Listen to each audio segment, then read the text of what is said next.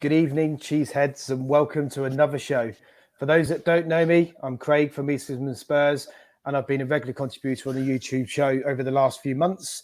Tonight, I make my debut as host, and I'm going to be doing my best to guide this conversation to ensure we cover all the main talking points around Spurs at the moment, and there are many, and look at what lies ahead. Looking forward to tomorrow's game against Manchester City at the Etihad Stadium. We've got an amazing panel here with me tonight, who I hope will take it easy on me as I debut. And in no particular order, join us in towards the bottom, we have Shan. Shan will be known to many of our regular listeners, who was a previous regular contributor to the channel. She's part of East Midlands Spurs, season ticket holder, and she is the reason that I am part of Cheese Room. She brought me onto my first show many, many months ago. So it's quite fitting that, Shan, you're here tonight as I debut as host. How are you, and how are you feeling about Spurs at this moment in time? Yeah, it's nice to be back. Been a few months, obviously took a break for reasons that most on Twitter will know. I just needed time out from it all. But yeah, Spurs. I'll be honest, I've never felt so bored or so unenthusiastic about the club. I've never felt so dejected about them ever. For us, Craig, it's a long old slog to get there every week with the season ticket. And obviously we've travelled up together many times and had many of a similar conversation on the drives up and back.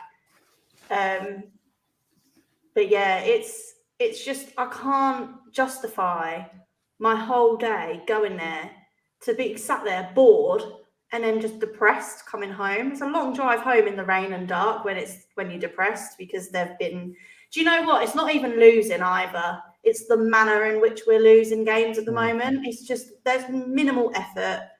No one seems to give a shit. There seems to be no clear direction. And I think it feels similar to Nuno when he was sort of on the ropes. It's similar to how that feels. But obviously you've got a much more expensive manager who's meant to be elite and know what he's doing, who is clearly doing us no favours at the minute. That's how I feel in a nutshell. Thanks, Chad. I'm sure we will get into that and more as we go through the show tonight. We also have, to my right, the mainstay of our midweek pods, Viking lover, and a guy with an insatiable appetite for transfer news and gossip. Gibbo, how are you? How's your week been? But more importantly, have you calmed down from that North London derby performance? Yeah, mate, I'm all right. Glad to be here, mate, with you hosting, and nice to be back with Shan, like from earlier on in the season. But yeah, I've calmed down, mate, from that. Yeah, another big game tomorrow, isn't it? So I'm sure I'll be plenty pissed off after that. But yeah, calm down. Looking forward to like all the stuff Shan has been saying, getting into that and saying how we all feel about Spurs. So I'm a little bit calmer, but I'm sure you'll be able to roll me up again. Well, let's see if we can do that, because I think before we get into the game against Man City, I just wanted to start by discussing some of those talking points around Spurs that have come up over the last couple of days. And just like last season, Conte's future at Spurs has been brought into question again. And there's been lots of criticism labelled his way for not getting the best out of the players that were available to him, his tactics, the general style of the way he's playing, and the general approach to games. And we spoke, Gibbo, you spoke about this a lot in the show on Monday night. But what I thought was interesting was Conte was asked this question in his press conference this week about the criticism. And Conte said, and I'm going to paraphrase, essentially said he didn't understand the criticism that had been put his way. And he said that, sorry, wrong slide, 1 second, sorry. Didn't understand the criticism that had been put his way. And he feels he's doing the best in the situation as it stands. Shan, what's your take on what he means by that when he says he's doing the best in the situation? I think it's a deflection tactic. I don't understand how someone can say they're doing their best when they're refusing to change anything. So we've got a system that's not working. He's not tried to change it or see if anything else is going to work better. He's just stuck with plan A because that's all there is. Before the Palace game, which we were lucky to not be 1-0 down at half-time in that as well. We were very lucky. What was it? Something stupid like 11 games where we'd gone 1-0 down and had to come from behind. And then we have the Palace game where, like I say, we're lucky not to go 1-0 down. And then you get battered by Arsenal for 45 minutes. And I think the only reason we looked better in the second half is because they didn't need to do anything, did they? They sat back and protected their lead. I don't see how he can say he's doing everything he possibly can when he's not trying anything different when it's clearly not working. I'd feel a bit more empathetic towards him if he had tried to change things. It's clear as day that teams have figured out what we're doing and we're getting overpowered in midfield. We can't keep possession of the ball. We've got passes going out for throw-ins. It's an absolute mess. Simple passes as well, just going out of play for throw-ins, and we're giving away possession cheaply. So that's the first thing. It's not like we've not got midfielders fit. He's played Pape Sarr, where you've got Oliver Skip on the bench. You've got Basuma on the bench. You could have played 3 in midfield against Arsenal. It's things like that. It's his tactical inflexibility that's really winding me up at the minute. And then he'll come out and say, well, we're doing everything we can. It's not my fault. Well, it is, isn't it? Because you're the one that's meant to be coaching the players. What's happened to the Spurs from last season? There's minimal effort. There's no desire. And it's been like it all season. On the way back from the Leicester game, remember, Craig, we drove home and we were fuming. We won 6-2, but we were absolutely raging because if Leicester didn't capitulate in that second half, that could have been a tough day. We were awful. And the warning signs have been there all season. It's just not been good enough. I don't think it helps that he's not committing. So maybe the players aren't committed to him because he won't commit to us. It's not good. I just think it's maybe run its course. If he's not going to commit to Spurs for the long-term project, and he's got to understand what that project is, he knew what he was signing up for, then maybe it's time to say goodbye and get someone in that does want to do something like that and is going to commit Spurs and give their all every game. There's just been so many excuses. Burnley away last season, that's when it started, the excuses, and it's the same every time. I'm just bored of listening to him now. I don't actually care what he has to say. Sorry, okay, that was good. A rant. No, it's fine. No, Gibbo, yeah. Is his criticism he's receiving unfair? No, it's fair. I think like stuff like that, basically saying we're doing everything we can. He's just going through the motions. Doing everything we can. We're all trying. We're doing coaching. The players are doing. I mean, after that Arsenal game, he said he was happy with the performance. You just lost the North London. It's just going for me, and this is my personal view. It's just going through the motions now, and it's like obviously, like Shan says, he's not committing. I said this football wasn't sustainable before the World Cup. I said this is what will happen because you just get drawn into it. I mean, did you see that there was like I'm not sure if it was the club who put it out. There was a video of them today getting up on boxes and moving with like sticks. I'm not being funny. I thought it was a piss take. It's like it was just so like uncoordinated. It's just. I think he's just he's going through the motions. I think it is about time he got some criticism. I think it's come later than it should have, to be fair, because I've been calling him out for a few weeks, but. Yeah, it's fair. And everything Shan said, I echo that. It's just the football's doggo. Absolute doggo. And you're offending Willow in the background now, look. Every single like I said on the Monday night show, Paul Merson called it. They said, what do you think? He's like, Arsenal win. Arsenal win. They play 3 in midfield. Spurs will play 2. They'll pass it round them. They'll play them off the park and they'll beat them. And I mean, Paul Merson's a wally, but he was bang on. He just literally everybody knew. Like I said, me and Caller had spoken and said, we're going to get overrun in midfield. Everybody can see it. And I just think it's now a case of this is what I want to do. This is how I'm doing it. And I'll just see it out. because he's not going to stay, is he? I think it's going to be a massive turnaround now for him to sign a new contract.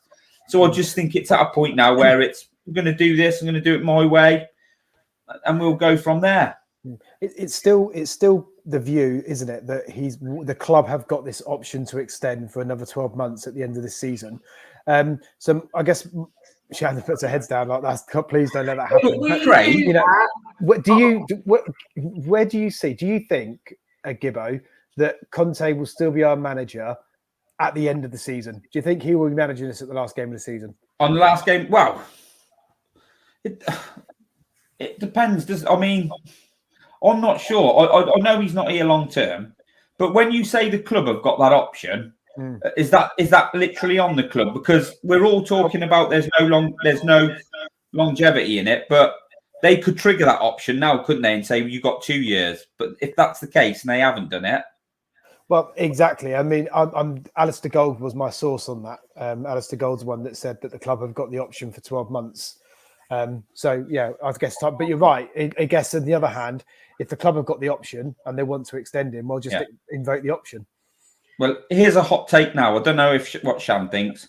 If we lose, and I said this to you, didn't I, Craig? We had a chat on the phone last night. I said, if we lose tomorrow, if we don't beat Fulham, then we've got City again and we don't beat them. Where does that leave him? Does he? I don't think he'll be here if we don't win any of them three, which is going to be really tough. But does he walk, or does the ball go? Look, we've depending how many points we are off fourth. Then do they go? Look, we've got to pull the trigger because there's a couple of blokes who we like who are out of work, or do we wait till the end of the season? You know we don't know how things are around the club, do we? Exactly, Shan. Do Spurs sack Conte in that case? I think it would be gross negligence from the board if we have 2 Manchester City batterings. And like you said, Fulham are only 3 points behind us, by the way. That in itself is a concern. That shouldn't be happening. Yeah, that's going to be tough. And it's away. We lost away, not last season, because obviously they're in the Championship, but the season before that, we lost away at Fulham. So it's not an easy game for us to go there and get a result. We struggled against them at home. It's only, 1-0? No, I think we beat them. Was it 2-1? Mitrovic banged one in the top corner, didn't he? It was one. It was the last minute, weren't they? And it was a bit sketchy. Yeah. It was Wolves. It was 1-0, weren't it? But even that, we were lucky to come away with anything from Fulham at home. I think it would be gross negligence from the board to keep him in his position if we get embarrassed in them 3 games. If we get embarrassed against City tomorrow, I think it's untenable then. So Shan, sorry, Craig. Sorry, I just wanted. Do you think the board though have put themselves into a bit of position as well with it? Like I agree with you, but that like Levy reacts to stuff, doesn't he? And like the Conte getting Conte in was a reaction. Do you think he's thinking now? People saying this was my last chance. I've got him in now, and if I sack him, it's going to look worse on me. I bet Levy just doesn't know what to do. He's hoping he'll walk. Yeah, but I don't think Conte will walk. That's what I'm not sure of. I don't think he will walk because I think he's stubborn like that, and I think if he got away with it, he'd see it till the summer and then just go. But I think it's negligent now. We're in the middle of a transfer window. What are we meant to do? Like sign players for a manager that might not be here in 2 weeks? Do you think that point, the uncertainty around the club, is what's contributing to our lack of transfer activity potentially? How are we meant to get any kind of proper signing in, like a marquee signing that we need? The squad needs it. If we've got no stability with who's going to be in charge. So I saw that the Gvardiol links had come back. Why would he join Spurs right now? If Conte's going to... I think the Gvardiol one would be a club signing. I know a better club deemed a better club signing than Jed Spence was, but young. Someone you're always going to need. We need better centre backs, don't we? So that the link to that. I mean, it would be a great signing, but it was dependent on Conte being there. Yeah. Oh, and yeah. Well, if it's dependent on Conte being there, then it's not going to happen. Yeah, it's just I don't understand how we've got to this point. A lot of us thought that the window we had in the summer was really good, but it just seems like we're not getting the best out of them players. I think Paratici coming in is affecting Son, because Paratici is operating in the space that Son likes to be. I think that's a big part of the problem with Son this season. Bissouma's being played in a 2 when he's better in a 3. It's just Richarlison, the injuries have not helped, but we've signed good players in the summer, but it's just not working. And then you were talking about the video of training today, Gibbo. They all looked miserable as fuck. Yeah. They literally, like, there was no effort in that at all. You'd think, we're videoing it, we're going to put it on. It's embarrassing the club even put that on social media. What are they doing? Have you seen it, Craig? Yeah, I mean, to be fair, I look miserable when I do exercise as well. So yeah, but that was funny. They're getting paid £100,000 to do it. Yeah, they're being phoned. They're being videoed by a social media crew, and they know that the club's under pressure right now, and they're just like, yeah, this is great. So it sounds to me. Yeah, it sounds to me then both of you are of the view that you know. Conte goes. You want Conte to go? Yeah, mate. If Conte commits to the club, and then he's going to get the player, and he's happy with the players he gets, and he's happy to work with that group and coach them, and make them better, and push for what we want, and get some character back on behind him. Yeah, but you've said to me a lot of the time the football's turgid. Oh, the football's too. Does him staying? Does the football have to improve as well? Is it or would you be if he commits to the club and he invests in the program, the project, but the football remains turgid? Are you okay with that? I don't. Well, if you can stomach it if you're winning. Yeah, you can stomach it if you're winning, can't you? Like we were early in the season. I'm like, this ain't sustainable, but we're winning and it's doing all right. And when you look at it now, you're just like the football shit. We're not winning. There's a lot of ways that we all can see that it could be changed, and he's not doing it. And for me, whether he stayed, if he walked out tonight, I wouldn't care. I could not care less if he walked out tonight. I genuinely couldn't. But the way I see it now, you may as well move on if he's going. May as well move on. Yeah, fuck him. Let him go. Yeah. Okay. So let's assume then, let's just play. There's been rumours this week that Poch will return, or it's the writings on the wall for Poch to return. Is this something that, Shan, you'd like to see? Are you a Poch returner? See, I think if there's any manager that can work with the situation we've got now, with better financial backing, because the problem isn't the money we're spending. That's clearly not the issue. We spent, 170 million this season on transfers. Poch never had that. And we didn't have Paratici. And I think since he's come in, the business has been better. So if he's going to get the same financial backing, he's going to get the players he wants. He's happy to work with young players and bring them through. We know that. He knows how the club works. He knows what Levy's like. He knows the fans. He's got that connection with the club. He loves Spurs.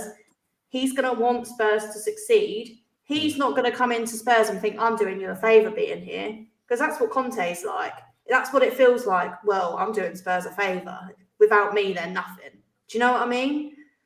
Poch isn't going to have that mentality. It might be too soon for him to be returning, but I don't think there's at the same time, there might not be a better time for him to come back. We need a clear rebuild. But then I've seen Tuchel as well, which could be interesting. I mean, I'd rather throw myself off a bridge than see another Chelsea manager come into Spurs. But my boss is a Chelsea fan, and he said that Chelsea should have never got rid of Tuchel. He's one of his favourite coaches they've ever had. And that if anyone can turn Spurs around, it's him. Again, yeah, similar system to Conte, but he's more tactically flexible. He was in at Dortmund, where they bring a lot of young talent through. The only issue is he falls out with every single board that he works with. And we all know that Daniel Levy's a bit of a prick. So I don't know if it'd go very well. Whereas Pochettino and Levy got on really well. So, yeah. Where are you at, Gibbo? Poch back? I mean, if they're going to, like Shan said, I look at it like I loved it under Poch in his prime. It was the end was crap. I think Poch had been burnt out. I think him and Levy, bit of a loveless marriage for a time. Poch probably should have left after the Champions League final. Bit of burnout.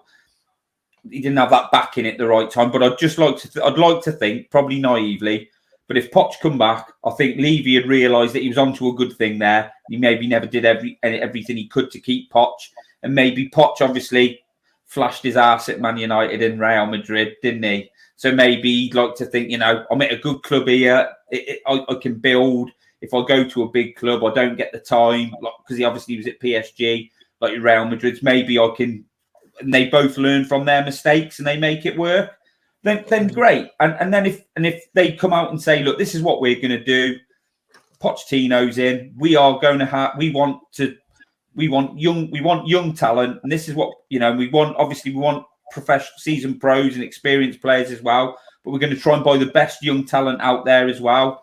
And we want to bring a brand of football back to Spurs, and that I could get behind that.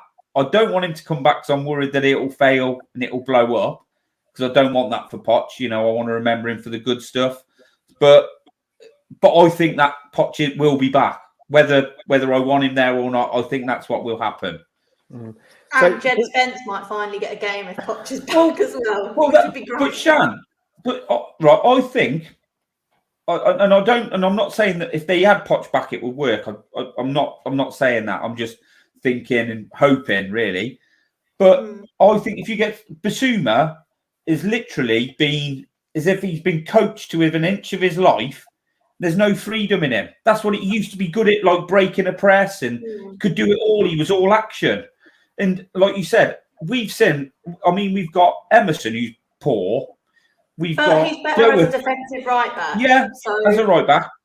We've got Doherty, who in my opinion is as bang average as you are going to get. And he's like literally, what is he getting? Is he 30 now? 32.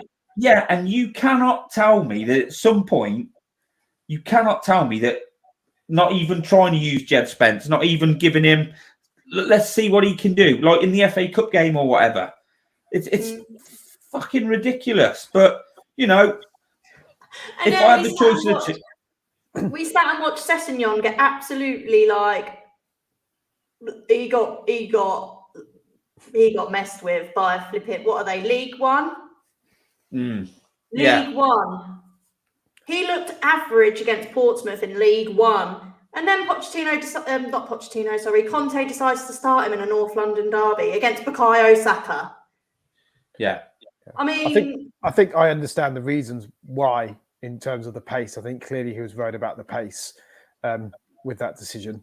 But yeah, he did. He got done every time. Yeah, he got done every He's a good mate, though, isn't he? But it's all. So that's my point. You're putting him there because he's worried about Bukayo Saka. Very brilliant player, but we're at home in a North London derby. We're trying not to lose games. That's what really pisses me off. I feel like we're trying not to lose games rather than let's go out and win. I completely agree. And Conte said as much, didn't he? In the press conference, he was asked about why did we press well in the first 10 minutes, and he sort of talked about the need that if you press the players, then you're leaving gaps in behind, and you've got to protect it, close the gaps, be conservative, not be too open. So I think he's sort of said that he's doing that as much himself. So if Conte is to go, whether that's he quits or is sacked by the club, what do we think? Another thing that's been talked a lot about this week is Kane's future. Do you think Kane and Conte's futures are intrinsically linked? I don't. Or do you think that's a done thing already? I think even if Conte stayed and we don't win a trophy or get top 4, Kane's gone. I don't think it matters. I honestly, if Kane wants to leave, we cannot hold him back again. It was a recipe for disaster last season when we refused him that move to City. He didn't turn up until December. He had 1 league goal and 1 assist until December. And then he scored 2 goals in December, and then his form really kicked in the new year. Do we really want to hold him back? Have that Kane throwing a strop? We don't know who the manager's going to be for half a season. Might turn up for the second half to put himself in the shop window and leave on a free. Or would we rather cash in, get a decent amount of money for him and try and rebuild as much as we can? It's been all about Kane for a long time now. Everyone keeps saying, I love Kane. Kane will be, wherever he goes, unless it was Arsenal, he'd be a club legend for me regardless. No one can begrudge him his move now. But everyone's saying it's the same old players letting everyone down. Well, actually, the spine of the team, the 4 from Poch that are playing regularly, and I'm not including Davies or Cess because they're not playing regularly, really. Harry Kane, Son, Hugo, Eric Dyer. Dyer shouldn't be playing, but we've got no one else. But 3 of them were irreplaceable last season. But it's that everyone says it's the same players letting all the coaches down. Well, actually, we've changed the squad quite a lot. The problem is the squad's thin because Conte didn't want a bloated squad. Nuno didn't want a bloated squad.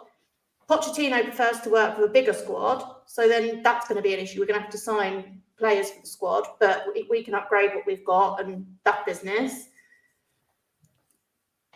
But yeah, I don't think we can begrudge him a move again. I'd rather cash in, try and rebuild as much as we can, and then Gibbo, Kane stay or Kane go?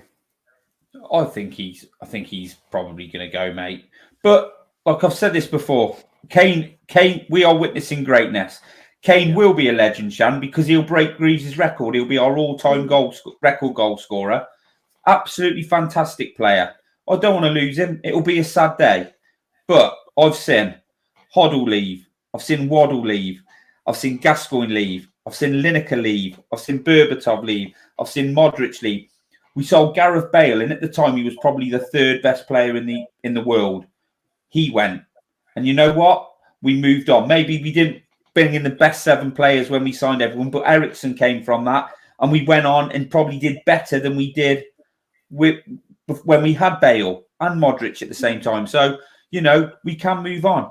Will we be able to replace Kane? No. But what we can do is we can buy another couple of players who might be able to contribute to the same amount of goals as him in a season, and maybe buy, like a midfielder who can supply the ammunition. And we'll have to change and we'll have to evolve. That's what we have to do. That's football. It moves on. I don't want him to go. It'll be a sad day. Yeah, but that's what happens. And all these players, they all leave eventually. Very rarely they stay.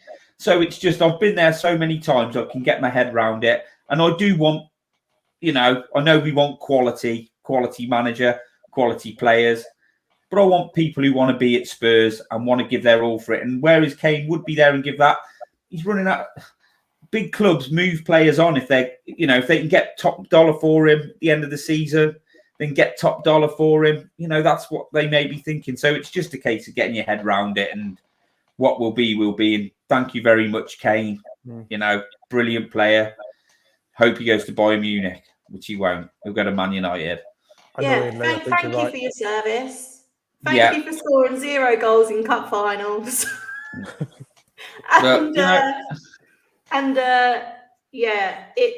It will be about the team again rather than individuals. I think at the minute we're individuals. We've got brilliant individuals. We're not a team.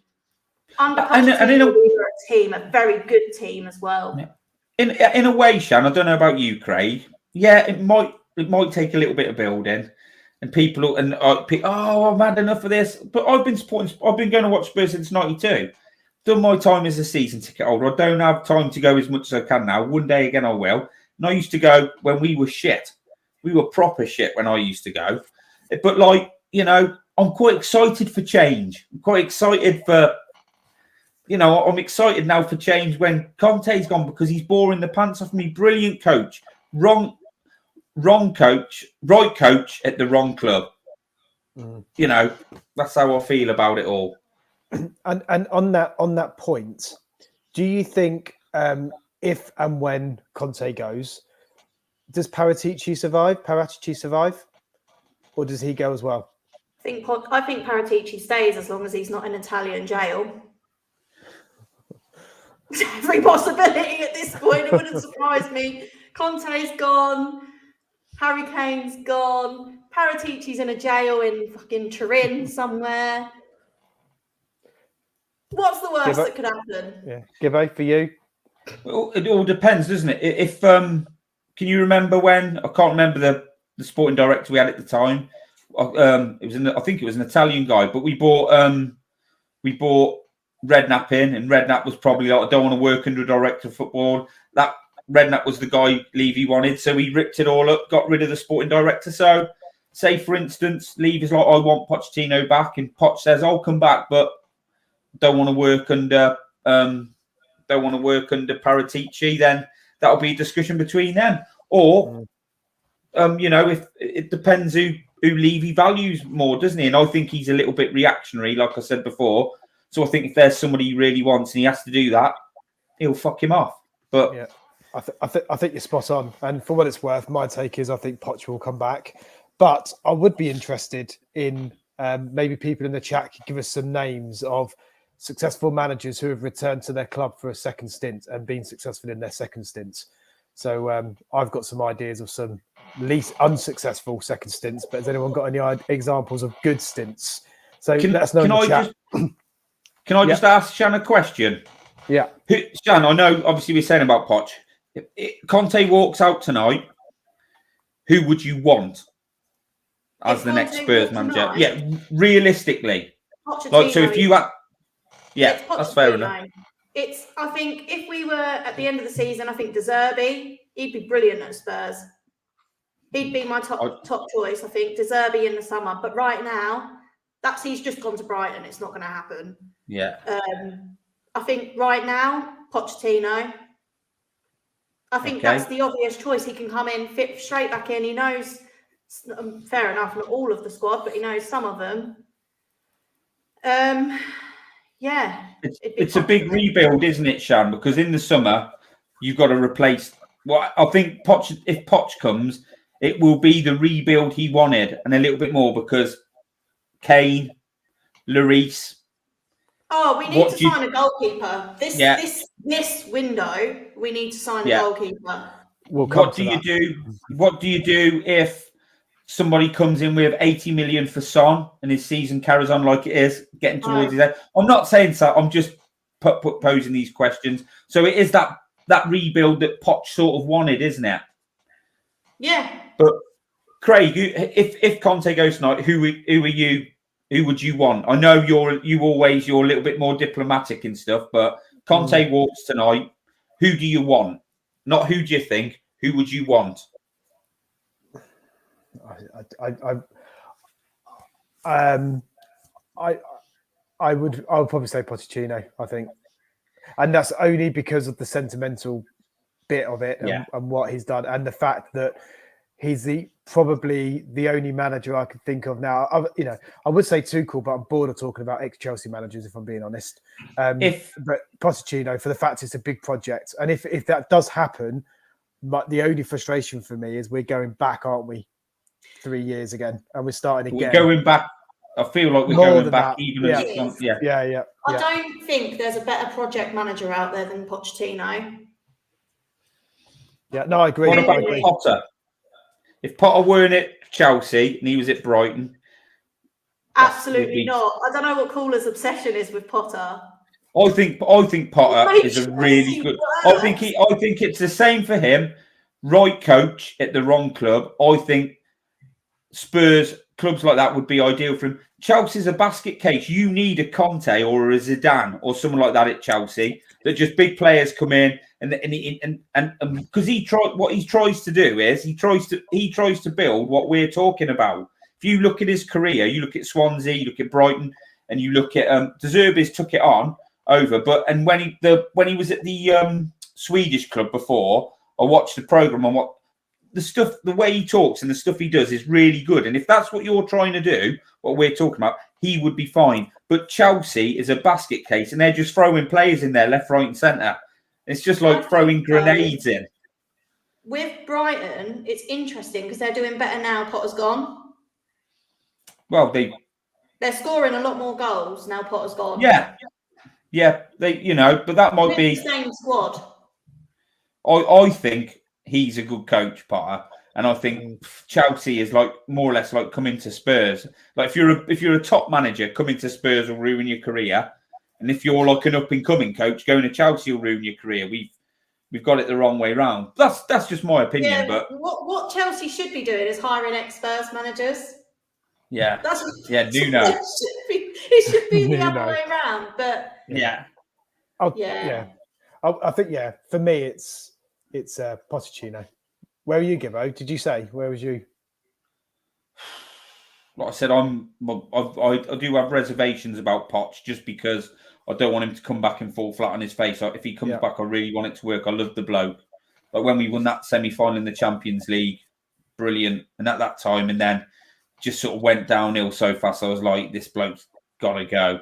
This bloke's got to go. But I don't know who else. I don't know who else there is really. I think it's going to be Poch because in my head I just can't see. I'm convinced that's what would happen. Yeah. Been convinced about that for a while. So I agree. I think if it is Poch, I think it's going to be interesting. There's a lot of dead wood, some rotten potatoes that we need to get out of this football club as well. Those on loan, etc. And we go back to 4 at the back, don't we? Exactly. That'd be really good. Yeah. And okay, great. Let's moving on then. I just want to touch one last thing quickly on Conte's press conference. This is something that I found really interesting this week in his press conference. HG's on a wind up in the comments. He's just had to say it. He had to say his name. He knows it triggers me. He just had to say. He had to say his name. This is a good shout though. Signed a new contract. I like Thomas Frank. Yeah, Thomas Frank is quality. He is very good. I like the way he speaks a lot. Too big a jump. Yeah, no, I agree. So in his press conference today, he said he made a comment about it's always the coach that comes out, talks and explains about the strategy of the club. And he was talking about how in Italy, which in this case, I'm guessing he's talking about Paratici, they come out and explain the strategy and vision of the club.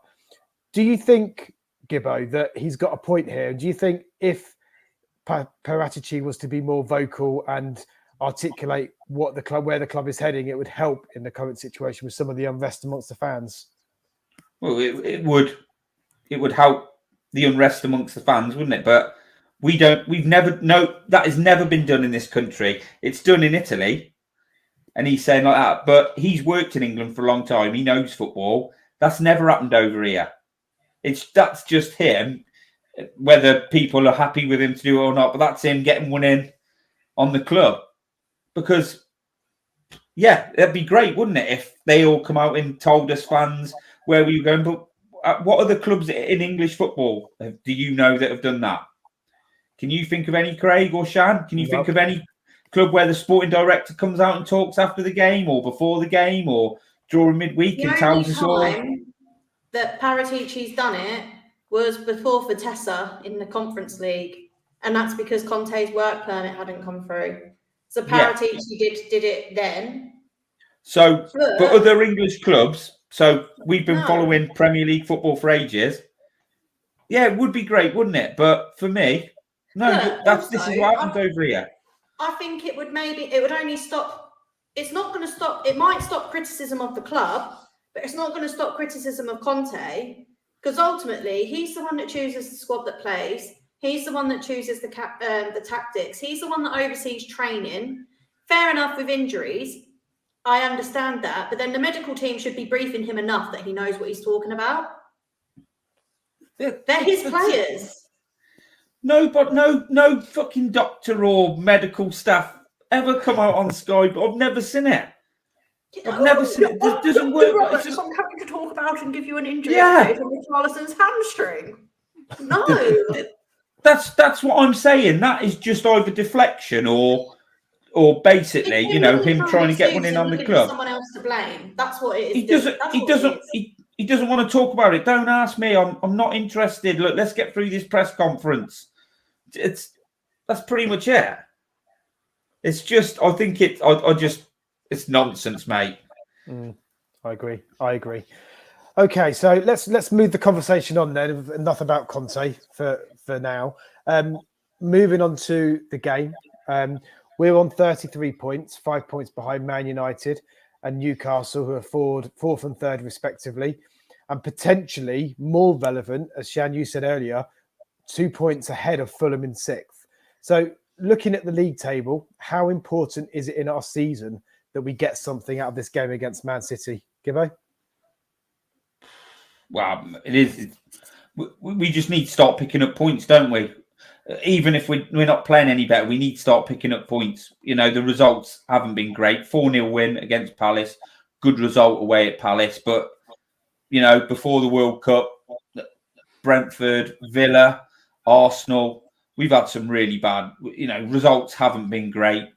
And, confidence, we need everything around us. We need the results. We need the performances. We need the points. We need all that. So it is really, really important. But last year, like Shan said earlier, Burnley away, we lost.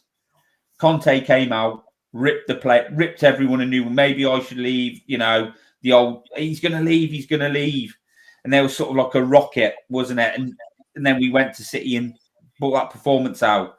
This time, Arsenal are a really good team and we're trying our best.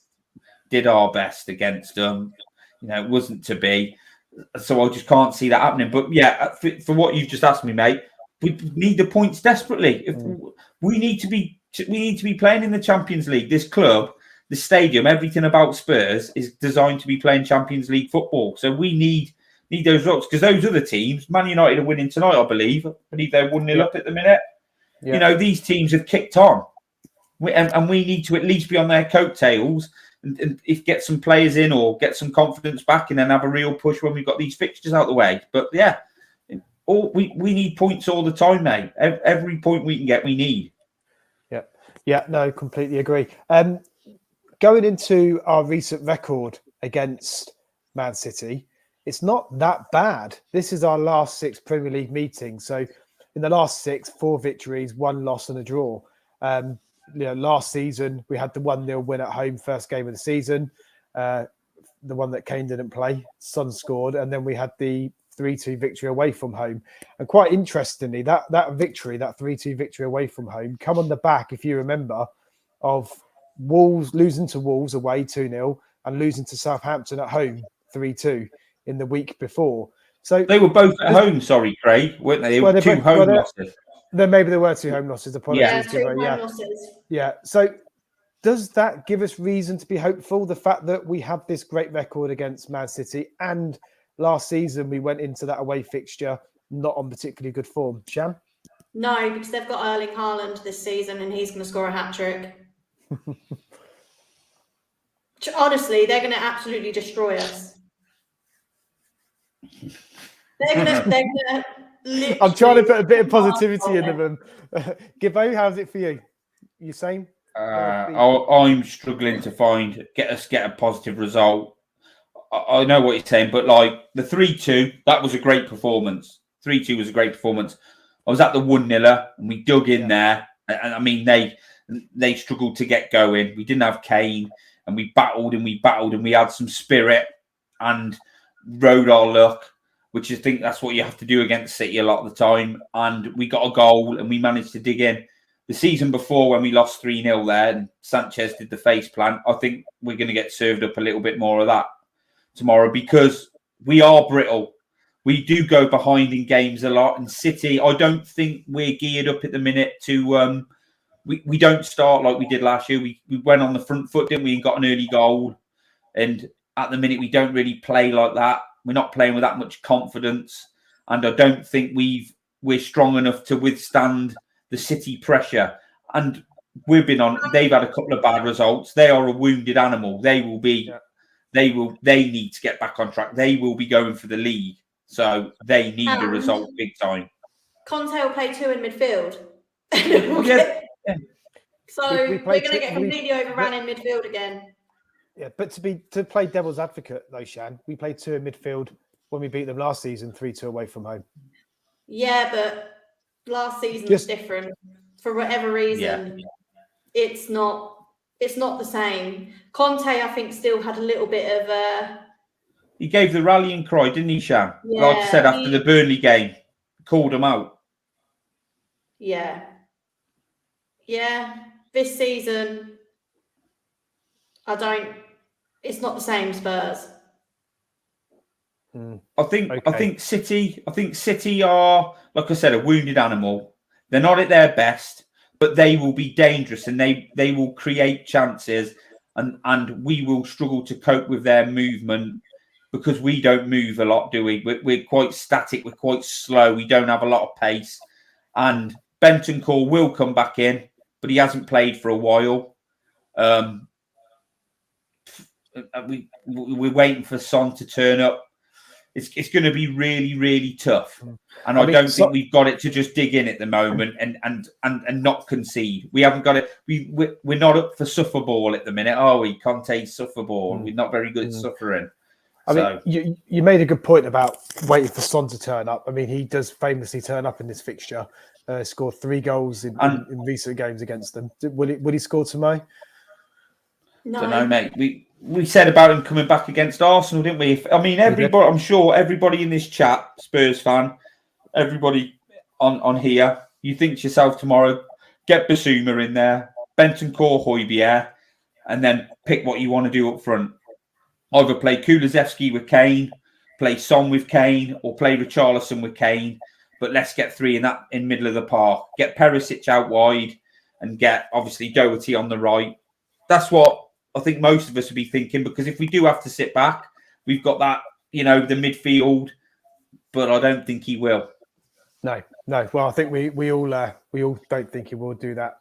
We come out of the North London derby relatively unscathed in terms of injury. Richarlison made his return from injury as a 71st minute sub. Brentancur didn't make the team, but we do suspect he's fit, or Conte says he's fit for this week. Will he be in the starting lineup for tomorrow's game, Shan? I'll be surprised because he's come back from quite a long injury. I think he'll come on, but I don't think he'll start. I wouldn't be surprised if he plays Hojbjerg and Sarr in a midfield 2 again, which would just be suicidal. Which bit? The suicidal? The 2 or Sarr? Or Hojbjerg? Sarr was better than Hojbjerg in the Arsenal game. It's them 2 together. It's not enough.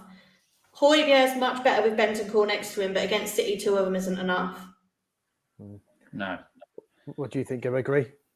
Yeah, just saying here, Tricky said the City 3-2 was before the Burnley game. Sorry, I thought he had the rant and then we went on and beat City, but we beat City, didn't we? And then we went on to lose to Burnley. City and then lost to Burnley. Yeah, that's it. Yeah, sorry, I had it the wrong way around. But yeah, I thought Sarr was better than Hojbjerg. Hojbjerg's usually putting it about, and even whatever you think about him, I know I like him, but he's usually putting it about, and even he looked flat. But and Sarr came in, and that this sounds bad. I thought he was the better out of the 2, and he had a good game. But all he did was play safe. This is how bad we are. All he did was play safe passes. He played it sideways, a little bit of front or into somebody's feet. There's nothing groundbreaking about it, was it? And we're all saying, he was the better out of the 2, which basically tells you where we're at. So I think he'll. Well, I'll tell. Will he play Lloris as well? But what's he going to do? Because at the minute, he got some big calls tomorrow, and I think he'll play Lloris. I think he'll play 4 in the mid. I think he'll play 4 in midfield, because I think we're that fucking boring. He just thinks if we play Kulusevski, Son and Kane, they're our best chances of scoring. Because if you take one of them out, you're probably knocking the rest of them. We've been lucky that Brentancur and Hojbjerg have bagged a few this year, haven't we? Or else we would be in serious shit. Does Brentancur start for you, Gibbo, or Sarr? Oh, Bentancur's got to start, mate. If he's fit enough to play 70 minutes, he's got to play, because that'll give the fans and obviously the team a little bit of a lift. But like I said, I'd play Bissouma, Bentancur, and Hojbjerg. Hojbjerg has been poor, and I'm a big fan of his, but I think it's just the way the team is. It's just so flat. There's such a lack of enthusiasm, like Klopp. And when we were bang at it with Conte, the team sort of mirrors the man, mirrors the coach. And at the minute, we are mirroring the coach, miserable as. So, I don't know, mate. It's the one game you wouldn't want us to, because they'll just pass us around.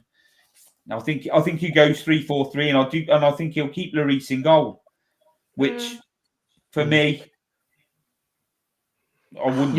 You would go for stuff. More than capable of stepping in, and I think you've got to, and he's got to. That's making a decision. That's changing something. That's like, my point is, we went 10. Was it 10 or 11 games, Shan, where we went behind 7? We went 2-0 down in 7 in a row or something like that. There was some ridiculous stats. Well, change something. You're a coach. You're coaching this team. If you do something wrong so many times, or something's not working after a couple of 2 or 3 times, you change it, don't you? You don't let it go like. You don't let it just keep letting it go. That's madness. And that's what he's doing. So it's like Lloris has made more mistakes leading to goals than any other player in the Premier League. So maybe it's time to bring him out and say it's unacceptable. I know you're not doing it on purpose, but you need to book your ideas up. You might be the captain, but you drop, mate. And it's just stuff like this 3 in midfield. Look, this ain't working. What do I need to do to stop us from going behind in games? Maybe I can stiffen it up a bit, but put 2 up front that can still cause problems. But none of that.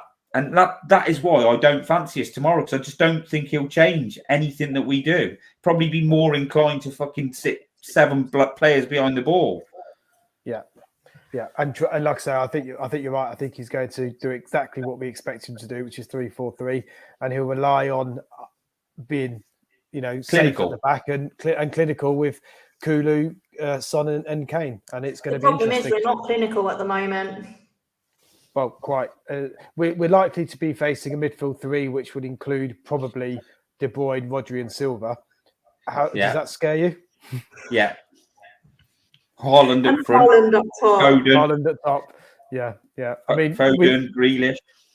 Yeah, I would just play Danny Davis. He'll sort him out. Mahrez likes a goal against us, doesn't he? So. Yeah. It's definitely going to be a tough day in the office. Do you want to see us take a different approach in terms of the way we play? Quite interestingly, we are 3rd in the league for goals scored this season with 27. Only Man City with 46 and Arsenal with 44 have scored more. We aren't short in terms of goal scoring threat so far this season. So with that stat, recognising that we know our frailties are defensively, 27 goals against, significantly higher than Arsenal, Man City, Newcastle, 14, 18 and 11. Do you want to see us, would you like to see us go out there tomorrow and almost go toe-to-toe with them, Shan? Attack is the best form of defence. If we're attacking more, we ain't got to defend as much. It's not rocket science. It's right. If I want us to go out there and win the game, if Conte sets us up and we go out there and win the game, great. But at the moment, I don't trust us to do that. But I would, if we're going to lose, I would rather lose having a go. I don't want to lose full stop. But I'd rather, instead of sit back and then they break the floodgates open. I don't want that. I'd rather lose 5-3. Like I said, I don't want to lose at all, but I'd rather have a go. But, you're talking about the goals, Craig. The reason we've got that many goals is because Kane is unbelievable. Mm-hmm. That is, how many goals did you say we've got? We've got 27 goals scored, 3rd in the league. So what's he got? 15 Kane, yeah? How many have Hojbjerg and Bentancur got? They must have another 7. 3 each, Yeah. 3 or 4. Yeah. And then Son's got 4. He scored a hat trick in one game, didn't he, against Leicester, and so that's great. The stats don't lie, but Kane has been amazing this season. They were saying it on the telly at the weekend. The fact that he's got this many goals in the way Spurs play is unbelievable, really, because it is dull. It is dull. It is boring. It is shit to watch. And like I said, I want to see him have a go in his own way. Like how he was playing, how we were playing at the end of last season was lovely. Brilliant. That was perfect. Yeah. I can handle that. I understand we're not going to be like your Liverpools or your Man Cities, but we were a lot more. I don't know if expansive is the right word, but we did play better football, didn't we? We were scoring goals for fun at the end of last season. Yeah. But we were knocking it around as well, weren't we, Shan? Like like at Newcastle game when Son scored that goal and Lloris tapped it out to whoever and they passed it around and Kulu just played a lovely ball to Son and he took it in his stride and put it in. That's great. But I think that teams have found us out what we do, and other coaches have cottoned on to that and found a way of stopping that or what to do to stop that. And our coach hasn't adapted. So now we're just stuck in this limbo of turgid rubbish. Sorry to be negative, mate. I'm trying. No, it's fine. Listen. I think thought that was quite positive, Gibbo. Yeah. Like a ray of sunshine. Trying to put a little bit of a positive spin on it. For me, I do see enough in terms of how historic, the way we played against them historically, that if we turn up and play, that we can get something out of the game. And they haven't been brilliant this season, Man City, have they? They haven't, as you've said, Gibbo, they've not set the world alight necessarily. They've lost games at home to teams that you wouldn't expect them to lose. So there's a chance for us tomorrow. A slim chance, I accept. And it will need us to be clinical, extremely clinical, and hope for a couple of injuries in the first 10 minutes to Haaland and De Bruyne and a couple of others maybe. But yeah, it's going to be interesting tomorrow. So in terms of the team lineup, we've talked about Brentancur. So he starts for you, Gibbo. Who does he take out? Who does he swap him for? Is it Hojbjerg or Sarr? Well, I think Sarr. I mean, obviously, I always pick Hojbjerg but I think that's what he'll do. I think he will pick Brentancur next to Hojbjerg. And like I said, Sarr's 20-year-old lad, decent play, got a good career. Use him, bring him on because he's shown that he's got the physiques all right. He's shown he can play at this level now. But, tomorrow you've got to go with probably the best team you've got available to you. And our best midfield is proven before the World Cup is Hojbjerg and Brentancur. Yeah. As a 2. Yeah. Shan, which way would you go?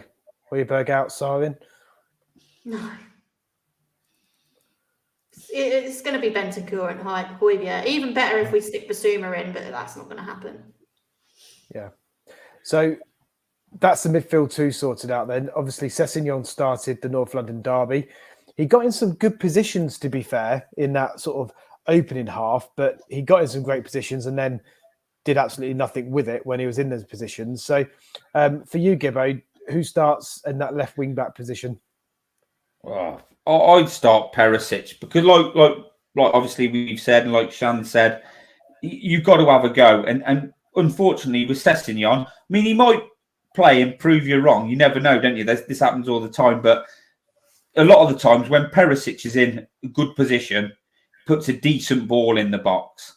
And Sessegnon, you said, got in some great positions, but his crossing's woeful. His final ball's woeful. He really struggling for confidence. He can't beat a man. He hasn't got that burst of pace to get round someone. He was unlucky with that chance against Arsenal. That was good. That's the sort of thing we've been wanting to see from Sessegnon for a long time. But I just think that Perisic has got a little bit more about him with the ball. Maybe not defensively, but Sessegnon has no great shakes defensively, is he? I mean, he literally showed "Here, Saka, that's where the goal is. If you just want to poke it to Hugo, we'll chuck it in the net for you." Do you know what I mean? But he basically did the, "Here, look, it's this side. Here you go, go on, Hugo go on there." thought he was playing basketball for a minute, didn't he? I mean, terrible. Awful. I've never seen anything. I mean, look at Eric Dyer. I know he's been shit this season, but look how fuming he is. Yeah, can you remember, Shan? And you'll remember, Craig. That was nearly as embarrassing. Do you remember losing to Chelsea 1-0 and it was a penalty and literally Eric Dyer fell on the floor? I don't know what he did, but it's as if he fell on the floor and he just wrapped his legs round someone in the area and they went down. And you're like, what the fuck is that? What are you doing? And that's the sort of mistakes that are creeping back into... We had a period where it was just mistakes, individual mistakes, time and time again. And that's where we're back at. And this is why I don't trust a lot of these players, because like Oil Rig has had some decent matches, but he will just revert to type after a while. Just the same old shit. We got too many of them players, and I just don't trust that they can play the perfect 90 minutes tomorrow. And like Romero's great, mate, but I don't even, I could see us having a good game, and then you can just see 89th minute Romero fucking wiping someone out. Yeah. I mean, I've got to say, I'm absolutely amazed that he hasn't been sent off for Spurs yet. He has in the cup. Euro in the league. Yeah. Doesn't count, does it? Conference League doesn't count. But in the Premier League, he's not been sent off. And I thought on in the North London derby, I thought he was reckless. He was lucky to stay on. Really lucky not to be sent off. And he's got to, as much as a great defender he is, World Cup winner, he deserves all the plaudits he's been getting this season. He's got to learn. He's got to grow up in terms of maturity. I think he's overcompensating for the shit he's got next to him, though. Yeah. And it just smacks of a real lack of, we keep saying this and these players aren't around anymore, but lack of leadership, doesn't it? That he's allowed, nobody gets round him. And when those periods happen with him where he's like smashing people left, right and centre and kicking people on the halfway line, nobody gets round him, do they? Nobody tries to, I think Kane is a fantastic player, great role model, and he's captain because of who he is and what he does. But I don't think he's a great captain. I think Lloris is probably really good behind the scenes and stuff. But on the pitch, I don't think he's a great captain. And Hojbjerg used to do stuff like that, and he doesn't even do it. You don't even see like Hojbjerg or Dyer get round him and say, "Look, come on, sort yourself out. You're going to get sent off in a minute." Or it's just like, yeah. Richarlison made his return from injury on Sunday. 71st minute sub for Matt Doherty. Son's obviously not in form. Is there a decision there, Shan? Richarlison? I love Richarlison. I absolutely love Richarlison. He's the only one that gives a shit. Him and Romero are the only two that give a single shit about this club right now and how they're playing. I think Kane does, Shan. I know we're all saying, but really, I think he does. I don't think he's as he's as committed to us as he once was. If he wants to leave, whatever. But I think you'll get everything you can from Kane. I just think that I just don't think he's what he. We all thought he'd be the guy who'd stay forever, didn't we? He's one of our own and that. And obviously he's a professional footballer who wants to enhance his career at the end of the day. But I think he probably is, Shan. I think his numbers and most of his performances say that. But yeah, fair enough. On like you said, Romero. There's no. I'm trying to think of the word. You can't say that Kane don't care, but I think some of his performances this season, he's looked a bit dejected. And you can understand why, because he's a fan and he's probably feeling the same way we do. But show a little bit of fight. In the earlier games, you think, how long has he been on 4 yellow cards for? Earlier in the season, Kane was showing a bit of fight, but now he just seems like he's like, what's the point? I Yeah. But I also think that his body. I mean, I don't think his body allows him to do that. Do you know what I mean, Shan? Like closing down quicker and getting to these people. I genuinely don't think if we had someone who came in next season or whenever and wants to play high press football, Kane's not your man for pressing from the front. Them days are gone for him. Evening, caller. Welcome. Hi, caller. Hello. I just popped in to say. Richarlison. I just popped in to say ENIC out, and I'm going. That's the type of shit I'm talking about. Hey. Whilst you're here, caller. Whilst you're here, give us your opinion on what would you do against Man City in terms of Son or Richarlison. Which way would you go? Richarlison. Son's been terrible. You can't seriously pick him. It goes back to if Richarlison's actually fit, though, doesn't it? Because he's just come back from an absence layoff. Is he fit for 90 minutes? I'd say it's too to be fair, caller, Son ain't fit for 90 minutes. Well, I was going to say it's twofold. So Sonny last time he was benched came on and hit a hat trick. So you need to ruffle his feathers a bit. And I think if you've got Richarlison fit, he's got to play ahead of him. And especially on the left, because we've not seen Richarlison on the left. We've only seen him on the right, and that's his natural position.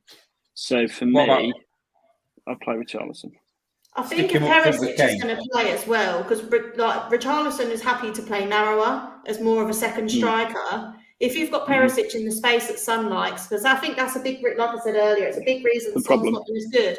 He's not got as much space, so he's running into trouble a lot. If Richarlison's happier to play narrower, he's better at holding up the ball than Son. So if we're playing Paratici for that bit of pace on the left and someone that can get in a good ball, then you've got to have Richarlison there. I think if you're playing Paratici, it makes sense to have Richarlison on the left. I just think Richarlison was banging the goals in before his injury as well, wasn't he? Well, let's face it, Conte completely screwed up the selection for the North London derby, and tactically as well. Nuno-esque. Why on earth? Well, it is Nuno Escobar, and I think that's Nuno. For all the people that are saying ENIC out, I get that. I don't particularly want ENIC in the club either. But the reality is, on the pitch against Arsenal, that's Conte. You can fluff it up whatever way you want and say he hasn't spent enough money, he hasn't signed the players he wants. It's complete bollocks. It's a red herring. The fact of the matter is he's got a World Cup semi-finalist there in Perisic. Fantastic player. How many assists has he got this season? All that experience. And you stick Sessegnon out there. And you saw it in the first 10 minutes. And I know we're going over old ground and we've done the recap of the Arsenal game. But if Perisic was in those positions that Sessegnon was in the opening 15 minutes against Arsenal, he delivered. Punished them, or at least made sure the ball was on a plate for someone. So, to me, Conte needs to get his shit together because he's still employed as the manager of this football club at this moment and do the best he can for the club. And that is absolutely not putting Sessegnon on the left against City. He needs to play Perisic. And frankly, your point on Shan is spot on. Your point on Son, Shan, is absolutely spot on. He needs to be dropped. It'll wake him up, hopefully, and it will give us a little bit more dynamism down the left. Equally, he's got to sort the midfield out. I'm sure you're going to touch on it. But yeah, anyway, I am heading off. I wanted, unless you've got any other pressing questions, I just wanted to pop in and say thanks for doing a great show. You're doing a wonderful job, and I hope everyone's smashing the like button who is watching. Smash the like button, please. Take care, guys. See you later. See you later. Mate. So we've talked about the fact that we're going to be under severe pressure from their attack. Back three, what would be your back three? I mean, I think Dye and Romero are obvious choices, aren't up for debate. The one question is, do we go with Davis or does Lenglet stay? Where would you go with that one, Gibbo?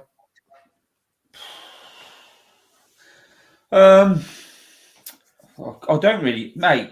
I don't think Lenglet's a bad player, to be fair, but is he a lot better than Davis? Not really. Is he a lot worse? No. There's nothing for me between them. I think think Romero is obviously, even though he's a little bit, can go a little bit kamikaze, miles ahead of the other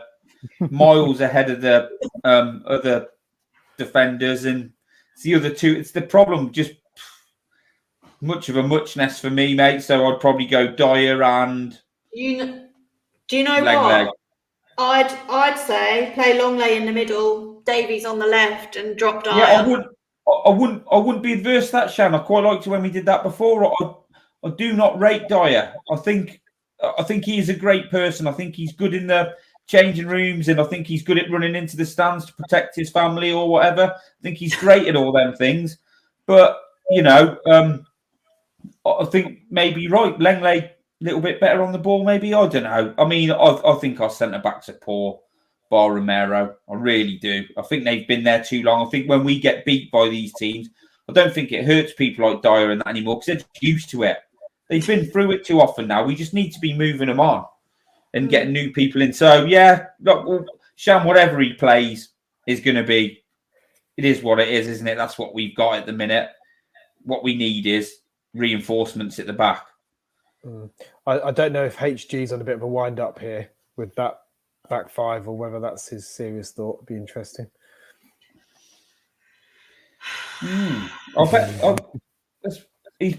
think he's probably saying that if you need to defend, that's probably defensively your best back five. Yeah. And to be fair to Royal, we give him shit when he's shit. But when last season, when he played away at Liverpool and we played games where we were sort of penned back, he was all right, wasn't he?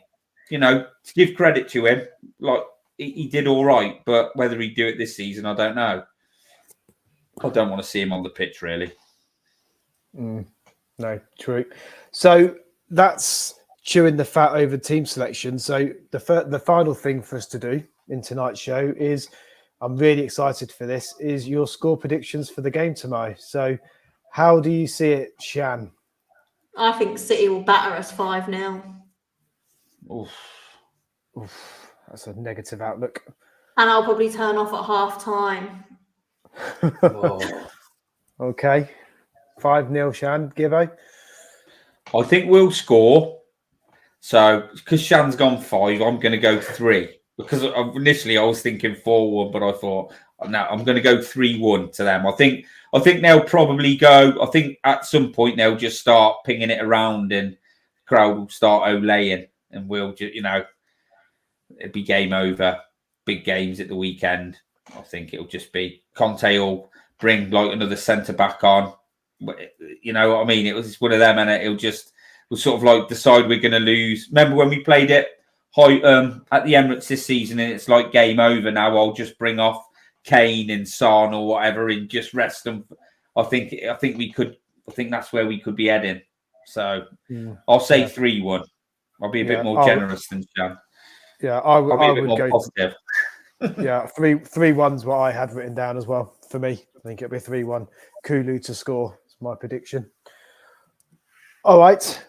Great show, great debate, great preview of the game that's ahead of us. I think we'll call it a night there. We've been going for an hour and 15 minutes. Just thank you to all the 83 of you that are listening. If you've liked the content, please like, subscribe, and hit the bell button. Can't tell you how important it is and how much it helps us to have as many subscribers as possible. Hope you've enjoyed the content. Gibbo and I will be back next Wednesday for another show, I believe. We are back next Wednesday, for a Wednesday show. But I'm back tomorrow. I don't know if you are, but we're doing an instant reaction show to whatever's thrown our way tomorrow. Well, whatever happens, I think it will be a bit of a laugh, won't it? Because if it's what we expect, we can all, vent our frustration. My wife says she doesn't mind me doing these pods because whenever we play bad, I come up and I give it fuck all on here, having a rant and a rave, and then I just go back downstairs and I'm all right then. So, but it'll be good fun. So they'll be on the social. So if you can join us. Yeah, absolutely. And there'll be the normal shows come out Monday, Friday as well, and before Wednesday. And you never know, we may be managerless come next Wednesday, Gibbo. Yeah, could be. Well, nothing surprises me with this. Maybe I need to print out my sign with the arrow that faces the wrong way again, like I did for Nuno. Nuno out with the arrow the wrong way around, because it's what we do on the cheese room. No, very true. And final thing for me is it's great to have you back, Shan. I can't believe the love you've been getting in the group chat, the chat tonight. Lots of love for the Shan return. So thank you for coming on. I hope you enjoyed. Thank you for having me. It's been nice to rant and rave to people that care. I think Jack. Will you come back on a few shows on Wednesday, Shan, if you have time? Yeah. If I've got time, obviously at the minute I've got a lot going on. But if you ever need me, just ping me a message and I can let you know either way. But obviously I get married in 9 weeks, so it's maybe a bit more regular after you've been married. Yeah, maybe after that I'll just chaos. Wednesdays tend to be good, but it's just double check. Yeah, no, thank you. And Gibbo, as always, amazing chat, amazing debate. Really enjoy the conversation. Thanks for coming on. No, love being on here, mate. Great host for the night. Very eloquent, Craig. Very well balanced. Love it, mate. A lot more than me. Excellent. Well, final thing to say then. Good night, everyone, and come on, you Spurs. Come on, you Spurs. Come on, you Spurs.